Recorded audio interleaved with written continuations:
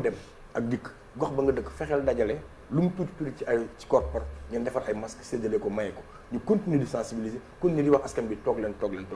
maintenant je dis pas que loolu dafa doy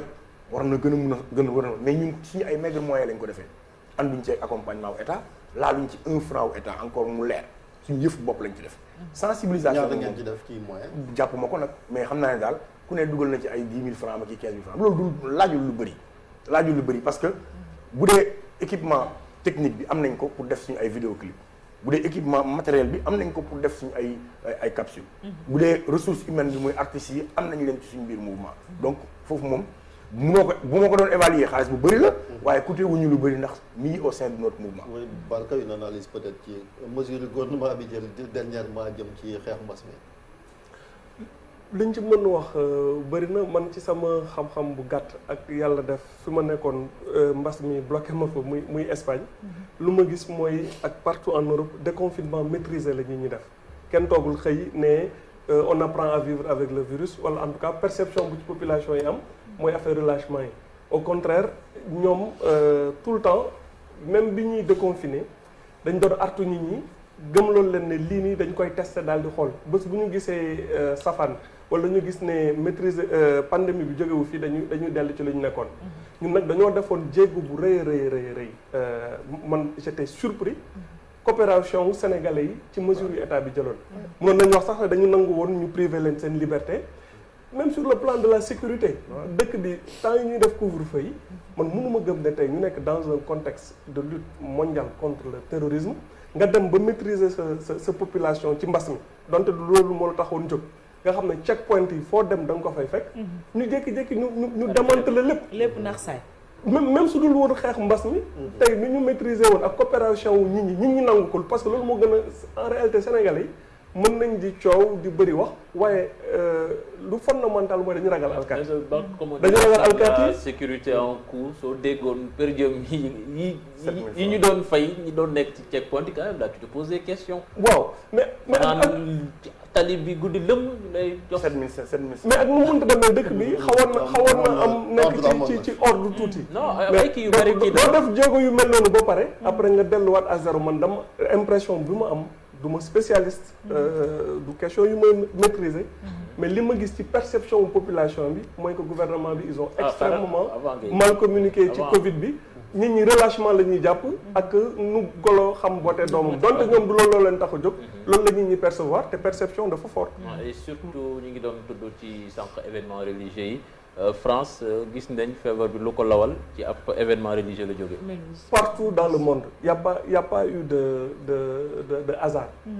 France Mulhouse la affaire bi commencé ay rassemblement évangélique la woon pendant 2 semaines ay évangélistes ñoo nekk à Mulhouse ñu daal di toog foofu ñun dajaloo fa. di def ay prières bi ñu jógee foofu traçabilité bi leer na nañ ci événement religieux la jóge mu daal di law.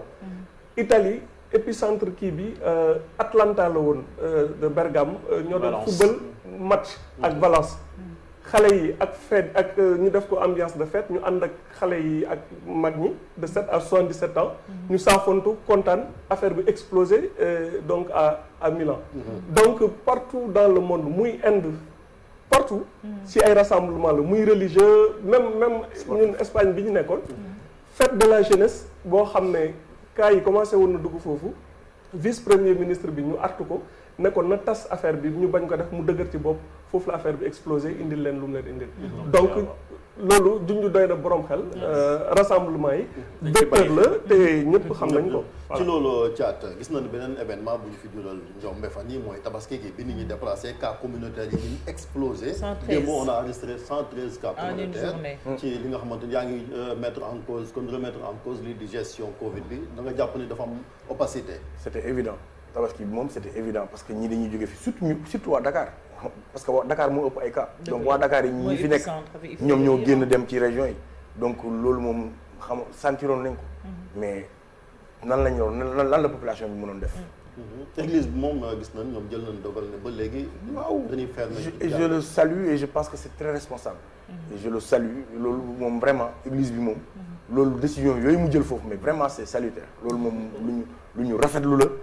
lu ñu leen di gërëm la lu ñu leen di sant la parce que quand même c'est une attitude bu responsable ci jamonoy feebar. très bien voilà am na communiqué gouverneur bi génn barki démb ci mesure yu bees yi yaa ngi wax ni sax dara bees yi waaye gis nañ ñiy yëngu ci secteur culture bi quand même affaire daf leen dala parce que tere nañ leen yëngu pendant 3 mois yow yaa ngi ci secteur boobu yow naka nga jàngatee loolu est-ce que gouvernement bi dafa war a lalaat beneen plan pour acteurs yi nga xam ne ñooy yëngu ci wàllu culture bi wala. man nag franchement day xaw a métti ma toog di def plaidoyer pour ñi nekk ci culture vraiment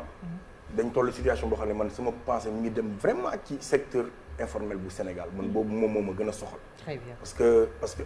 bien que acteur culturel la. j'ai annulé des tournées effectivement annulé naa lu bëri loo xam ne nii yu ma waroon dem defi la mais pour man. mais est-ce que amoo ci leneen loo jàpp. waaw foofu tamit. waaw rek la ñuy yëngu. waaw moom boo déggee ma wax la ko noonu c'est-à-dire que. ñenn ñi sax mën leen a boole ci secteur informel ci artistes yi. moom laa bëgg a wax xam nga secteur culturel bi. dafa nekk secteur boo xamante ne ñi ci nekk ñu ci bëri. am nañu leneen lu ñuy xaree mat parce que seen tour may na leen ñu xar mat. ñu si bëri boo xoolee ñu si bëri def nañu ay opération tabaski. mais ka nga xamante ne moom amul tour siiwul fenn kenn xamu ko. kooku moo sonn tey jii ci Sénégal. man sama xalaat ci ñooñu la dem. plutôt que ci ñi nga xamante am nañ tour ñu lañ defal seen. dernière question bi parce que moom am na lu mu fi waxoon fan yi quand même nit ñi xaw am ñu jaaxle trop bi fi doon wax waxu viol et cetera nga joxe benn cas bëggoon na vraiment comprendre nga ne xaw benn domestique moo la ko def on avait rien compris quoi. oui mais loolu je l'avais expliqué déjà sur suñu album que voilà subir naa ay abus sexuels bi ma nekkee xale loolu c'était une manière pour moi de donner le courage aux garçons aujourd'hui qui vivent ces mêmes situations là te bu pare te ñemuñ ko wax. da nga bëgg nit ñi wax il faut que ñu wax ko viol yi nekk ci biir kër yi. nijaay jarbaat. inceste dafa bëri ci réew mi. dafa bëri ci yenn village yi dafa bëri ci dëkk bi. mais dañ koy nëppal donc pour man ma wax ko assumer ko. c'était pour donner le courage aux autres. de faire la même chose. justice yooyu parce que